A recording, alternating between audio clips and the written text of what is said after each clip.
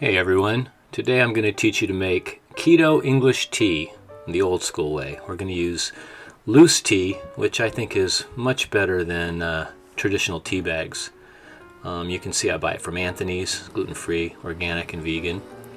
Here's the kettle that I use. It's a Chefman kettle. I've used it at least once a day, sometimes 2 and 3 times a day for the last 5 or 6 years, and it's never let me down. Here you can see a bit of the loose tea. Much bigger than what you would see in a tea bag.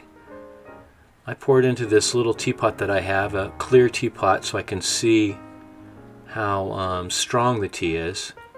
And then you just pour the boiling water over the loose tea. It has a built-in strainer so you don't get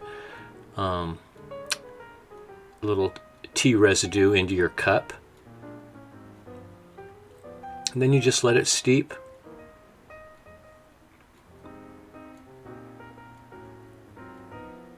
I love great tea. Here's the keto part, a little brain octane oil, which has a lot of added healthy fats from coconut.